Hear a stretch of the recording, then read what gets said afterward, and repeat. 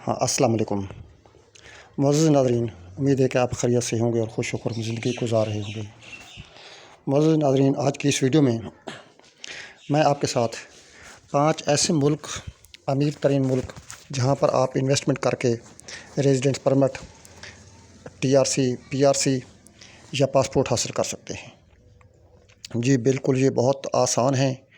ان کا طریقہ کار کچھ اس طرح ہے کہ آپ نے وہاں قانونی طور پر جانا ہے اور وہاں جا کر انویسٹمنٹ کرنی ہے۔ کسی بھی سیکٹر میں آپ انویسٹمنٹ کریں اور وہاں پر جا کر آپ پاسپورٹ لے سکتے ہیں۔ جی بالکل، انتظار کے بغیر ہم چلتے ہیں ویڈیو کی طرف۔ اس میں سب سے پہلا نمبر جو ہے وہ مونٹی نیگرو کا ہے۔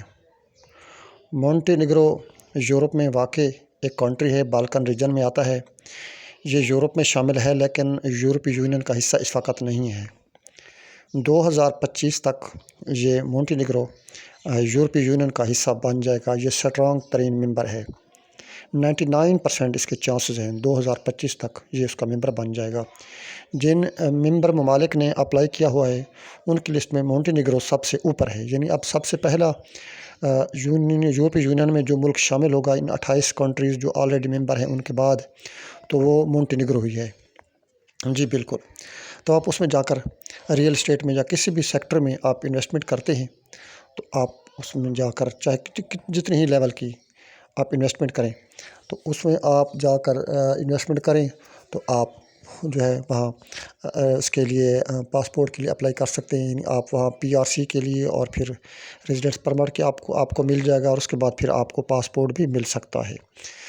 اب اس کا طریقہ کار کچھ اس طرح ہے کہ مونٹی نیگرو کی پاکستان میں ایمبیسی نہیں ہے۔ اس کی ایمبیسی آپ کو کسی قریب کنٹری میں جانا پڑے گا، پھر وہاں سے کوئی وکیل یا ایکسپرٹ ہائر کرنا پڑے گا فیس پے کر کے، تو وہ بھی آپ کو ویزا لے کے دے سکتا ہے۔ دوسرے نمبر پر میں نے رکھا ہے البانیہ کو۔ البانیہ بھی یورپ میں آتا ہے۔ اس کی خاص بات یہ ہے کہ یہ جو ہے یہ چھوٹا سا ملک ہے۔ میں بھول گیا تھا، مونٹی نیگرو کی بھی ٹوٹل آبادی کو 6 لاکھ کے قریب پر ہے۔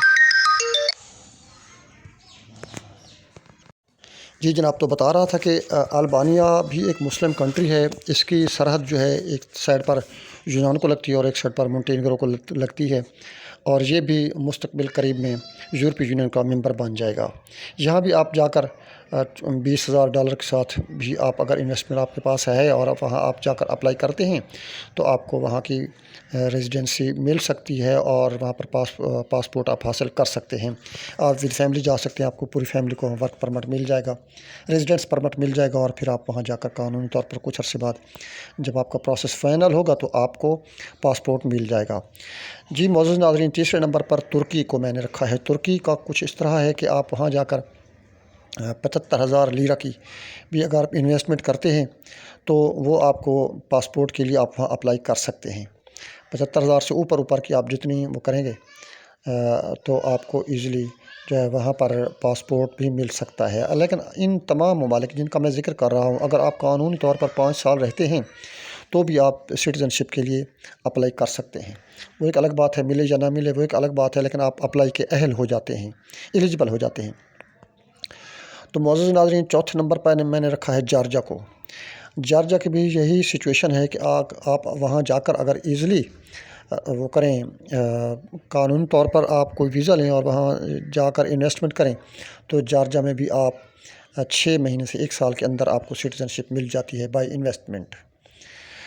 اس جارجیا کی ایمبیسی پاکستان میں نہیں ہے، اس کے لیے آپ کو ایران تہران جانا پڑتا ہے۔ وہاں پر اس کا ایمبیسی ہے جو کہ پاکستان کو بھی وہیں سے ڈیل کرتی ہے اور آپ کو وہاں سے ویزا مل جاتا ہے اور آسانی سے ملتا ہے، کوئی خاص شرائط وغیرہ نہیں ہوتی۔ جی معزز ناظرین، تو اس 5ویں لسٹ اور آخری نمبر پر میں نے بیلاروس کو رکھا ہے۔ بیلاروس پولینڈ کے ساتھ واقع ہے اور یہ بھی ایک بڑا سٹرانگ کنٹری ہے، معیشت اس کی بہت سٹرانگ ہے۔ اس ملک کی بھی یہی کنڈیشن ہے کہ اگر پاکستانی وہاں چلے جائیں تو وہاں جا کر آپ انویسٹمنٹ کریں اور آپ کو زیادہ سے زیادہ 6 مہینے اور کم از کم 6 مہینے اور زیادہ سے زیادہ 1 سال کے اندر آپ کو سٹیزن شپ مل جاتی ہے۔ اچھا، میں دوبارہ بتانا چاہتا ہوں کہ یہ تمام ممالک جن کا میں نے ذکر کیا ہے، اگر ان پر وہاں جا کر آپ قانونی طور پر رہیں تو بھی آپ 3 سے 5 سال کے درمیان آپ کو سٹیزن شپ مل جاتی ہے اور آپ وہاں ود فیملی وہاں رہ سکتے ہیں۔ یہ تمام ممالک معزز ناظرین جن کا میں نے ذکر کیا ہے وہاں پر ایجوکیشن فری ہے، اور اس کے علاوہ بہت سی فیسلٹیز ہیں، اسپیشلی ایجوکیشن جو ہے وہاں پر فری ہے۔ آپ وہاں جا سکتے ہیں، بچوں کو پڑھا سکتے ہیں، اور آپ مستقبل کے لیے پرماننٹ طور پر وہاں سیٹل ہو سکتے ہیں۔